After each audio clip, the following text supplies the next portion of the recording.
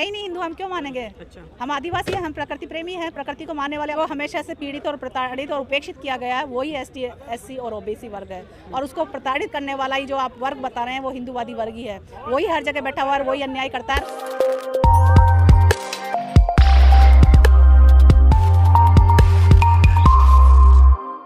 हम आदिवासी हैं, इस देश के मूलवासी हैं, देशज हैं, प्रथम नागरिक हैं, अबोरिजिनल हैं, एनिमिस्ट हैं।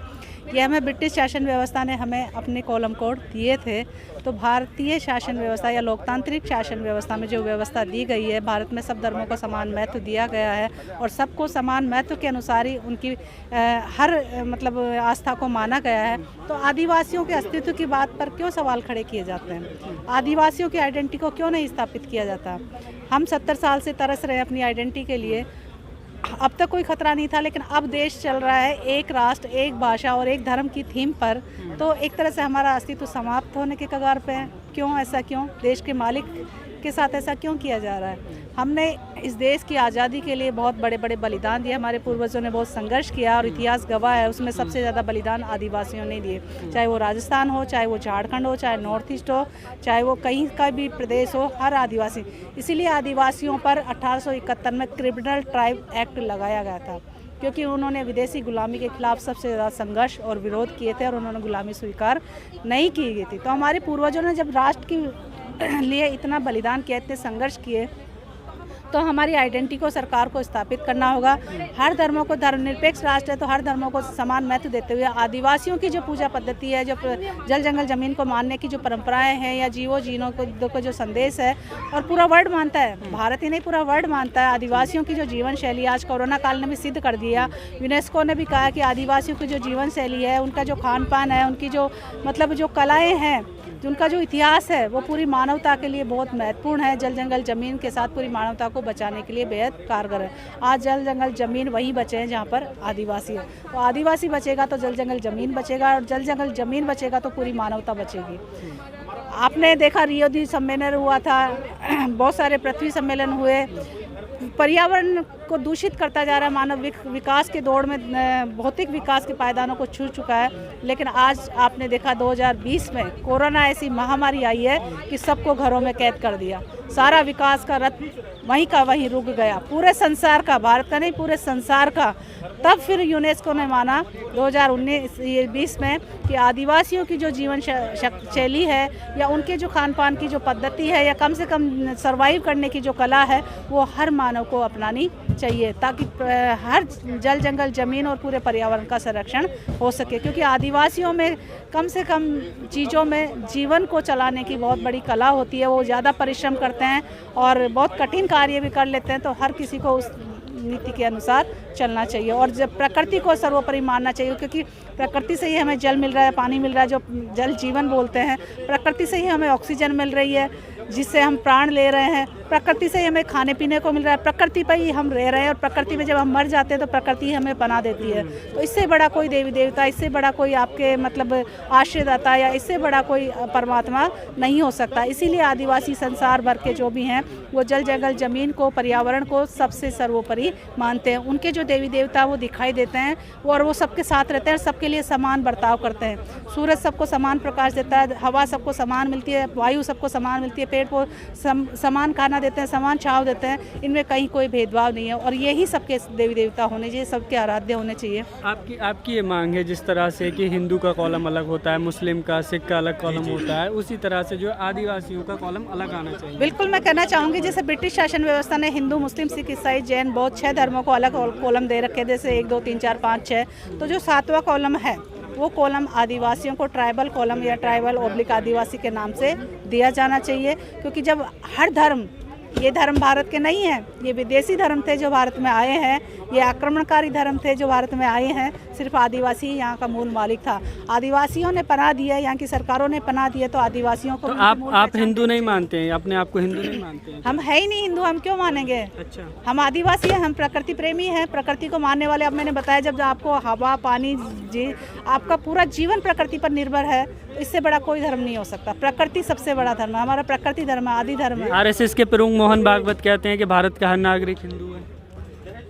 वो कुछ भी कहे वो तो गलत है ना। इस तरीके से हर नागरिक तो अभी आपने कहा हिंदू मुस्लिम सिख ईसाई जैन बौद्ध 6 धर्म है, तो यही बात वही गलत हो गई ना मोहन भागवत की। तो जब 6 धर्म ऑलरेडी हैं फिर भी वो कह रहे हैं तो गलत है बिल्कुल।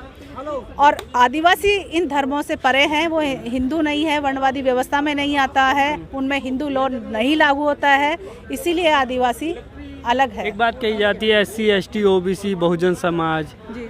तो आप उस बहुजन समाज के जो वो है वर्ड उसमें भी अपने आप को नहीं देखते हैं? हम देखते हैं, क्यों नहीं देखते। समाज का जो वर्ग है जो हमेशा से पीड़ित और प्रताड़ित और उपेक्षित किया गया है वही ST SC और OBC वर्ग है, और उसको प्रताड़ित करने वाला ही जो आप वर्ग बता रहे हैं वो हिंदूवादी वर्ग ही है। वही हर जगह बैठा हुआ है, वही अन्याय करता है, वही फिर उनको हिंदू धर्म में शामिल करता है अपने वोट बैंक बनाने के लिए। तो वो सबको हिंदू बोल देते हैं, लेकिन हक अधिकार देने के लिए वो हिंदू नहीं है। आप बताइए कितने दलित मंदिरों में पुजारी है, कितने दलित न्यायाधीश है, या कितने राष्ट्रपति बने हैं। SC ST OBC में कितने न्यायाधीश बने हैं, या राष्ट्रपति बने हैं, या प्रधानमंत्री बने हैं। राष्ट्रपति तो इस बार भी दलित ही है। दलित है, लेकिन वो दलितों की भावना को नहीं देख। उनके बाद में तो सबसे ज़्यादा अत्याचार SC ST OBC पे हुए हैं, क्योंकि ये रबड़ स्टैम्प की तरह उनका इस्तेमाल करते हैं। वो एक मुखिया चुन लेते हैं। मोदी जी आए थे वो अच्छे दिन दिखाने के लिए, जनता की सेवा करने के लिए, लेकिन आप लोगों ने देखा 7 साल में क्या सेवा की। कितने बेरोजगार खड़े हो गए, कितने रोजगार खत्म कर दिए गए, नोटबंदी आई, कितने लोग बेरोजगार हुए। अभी कोरोना काल में लॉकडाउन हुआ, करोड़ों लोग बेरोजगार हुए, लोगों की छटनियाँ हो रही है, अभी भी निकाले जा रहे हैं। शिक्षा से आपको वंचित कर दिया गया, रोजगार से वंचित कर दिया गया, स्वास्थ्य से वंचित कर दिया गया, आपके खाने पीने की कोई व्यवस्था नहीं है, आपकी शिक्षा की कोई व्यवस्था नहीं है, लेकिन आपको धर्म की अफीम खूब अच्छे से चटाई जा रही है। हर जगह जगह मंदिर बनाए जा रहे हैं, हर जगह जगह भंडारे लगाए जा रहे हैं, हर जगह जगह जागरण, इतना शोर शराबा किया जा रहा है कि आप न चाहते हुए भी उस तरफ मुड़ जाएंगे और उस चीज़ को आप मतलब मानने लग जाएंगे। भाजपा के कई नेता हिंदू राष्ट्र की बात कहते हैं, और मोदी सरकार का भी कहीं ना कहीं नैरेटिव जो है वो हिंदू राष्ट्र की तरफ दिखाई देता है, तो फिर किस तरह से देखती हैं हिंदू राष्ट्र को? मैं आपको और भाजपा नेताओं को सबको कहना चाहूँगी कि 7 साल में ही हिंदू राष्ट्र बना है क्या? 7 साल में ही पैदा होकर वो राष्ट्र बन जाएगा क्या? 7 साल ही शासन हुए इनको करते हुए, तो हिंदू राष्ट्र बन जाएगा क्या? हिंदू मुस्लिम सिख ईसाई जैन बौद्ध 6 धर्म इसमें रहते हैं, और आदिवासी इन धर्मों से अलग है, वो भी इसमें रहता है। और भी कई अन्य लोग होंगे जो यहाँ रहते हैं, तो वो कैसे कल्पना कर सकते हैं हिंदू राष्ट्र की? कल्पना साक्षात नहीं होती है। हम साक्षात जो वास्तविक देखते हैं वही वास्तविक होता है। ये आपको भी पता है, 6 धर्मों को मान्यता मिली हुई है, 7वां हम आदिवासी हैं जिनको मान्यता नहीं मिली हुई है, फिर कैसे हिंदू राष्ट्र बन सकता है? एक वीडियो आप देख रहे होंगे सोशल मीडिया पर, एक मुस्लिम लड़का मंदिर में चला जाता है पानी पीने के लिए, तो उसकी पिटाई की जाती है। कहा जा रहा है कि देखिए कि किस तरह से जो है हिंदुत्व जो है वो आतंकी भाषा और आतंक का रूप लेता जा रहा है। मैं उस लड़के की नहीं, मैं आपको उदाहरण बताना चाहूँगी। बाबरी मस्जिद कांड हुआ था, उसके बाद कितने दंगे हुए। ऐसे तो आप हिंदू धर्म के वो मतलब जनेऊधारी बन जाते हैं, बड़े पवित्र बन जाते हैं। वो अयोध्या में जाके देखिए, कई मंदिरों के पुजारी कहते हैं कि राम का जन्म यहाँ हुआ था, राम का जन्म यहाँ हुआ था, लेकिन मोदी जी और उनके जो भक्त हैं, जो बीजेपी सरकार है, वो कहती है कि राम का जन्म बाबरी मस्जिद में हुआ था। इनकी सच्चाई यहीं खुल जाती है, और बाबरी मस्जिद में अवशेष मिल रहे हैं बौद्ध धर्म के। तो कहाँ है सच्चाई बताइए? अवशेषों को सबको दबाया जा रहा है, कुचला जा रहा है, भगवाकरण किया जा रहा है, नामकरण किया जा रहा है, सब चीज़ों को बदला जा रहा है, भाषा साहित्य संस्कृति इतिहास को धकेला जा रहा है, ये अपनी चीज़ों को ला रहे हैं। तो वो चीज़ें तो नहीं होंगी। ये सावरकर की औलादें हैं, या सावरकर की संतानें हैं। सावरकर वो है जिन्होंने देश की आज़ादी के लिए कोई काम नहीं किया। गोडसे वो है जिन्होंने महात्मा गांधी को मारा। आज उनको ये देशभक्त बोल रहे हैं। जो अपराधी थे 70 सालों तक, उन लोगों को ये देशभक्त बोल रहे हैं, तो सोच सकते हैं उनकी कैसी मानसिकता है या कैसे आदर्शों को वो ला रहे हैं। योगी जी कहते हैं कि कॉन्स्टिट्यूशन में जो सेकुलरिज्म है, जो धर्मनिरपेक्षता है, वो भारत की संस्कृति के लिए खतरा है कि वो विश्व स्तर पर ना फैल सके। क्यों इन 7 सालों में कैसे खतरा हुआ? वो उनको अभी ज्ञान कैसे आया? वो कितने साल के हैं योगी जी? पहली बार तो उन्होंने परिवार की कोई जिम्मेदारी निभाई नहीं, और वो सामाजिक बंधु भी नहीं है, वो सन्यासी, उनको राजनीति से क्या काम? ऐसे लोग प्रवचन देंगे जो जिनको सन्यास लेना चाहिए, वो तो बिल्कुल गुफाओं में रहने चाहिए ना, पहाड़ों पे रहने चाहिए ना। क्यों पब्लिक को आके गुमराह कर रहे हैं? प्रवचन देने वाले तो आशाराम भी था, राम रहीम भी था, फलारी बाबा भी थे, जाने कितने सारे साधु संत थे, कितने प्रवचन देते थे, सभ्यता संस्कारों की, धर्मों की बात करते थे, आदर्शों की बात करते थे। सारे बलात्कारी निकले, सारे अपराधी निकले, सारे हत्यारे निकले, राज जेलों में हैं। ये सच्चाई है इनके धर्मों की, इनके धर्मों के ठेकेदारों की, तो ये राजनेताओं की यही सच्चाई है।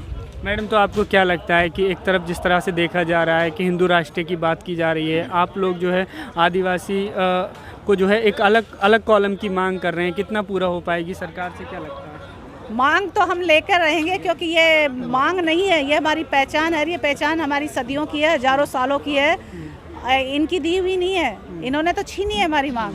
अब हम लेकर रहेंगे। दस्तावेजों में दर्ज करने की तो दस्तावेजों में है, दस्तावेज दिखाकर ही तो हम कह रहे हैं। जो अबोरिजिनल है, एनिमिस्ट है, ट्राइबल रिलीजन है, ट्राइब्स है, ये ब्रिटिश शासनकाल के दस्तावेजों में दर्ज है, जिनके लिए ये कहते हैं कि ब्रिटिश सरकार ने शोषण किया। ब्रिटिश सरकार ने शोषण नहीं किया, ब्रिटिश सरकार ने बल्कि सबको शिक्षा दी, सबको समानता दी, सबको समान व्यवहार दिया, और आज हम सबको काबिल बनाया कि हम एक दूसरे से बातचीत कर रहे हैं, या जंतर मंतर पर खड़े होकर सरकार के समर्थन में या विपक्ष में बोल भी रहे हैं कि वो उनकी गलत नीतियों को विरोध भी कर रहे हैं, और अपनी जो मांगे हैं, जायज़ मांगे हैं, उन मांगों के लिए उनसे ज्ञापन भी देंगे और अपने मांगे मनवाने के लिए उनको मजबूर भी करेंगे।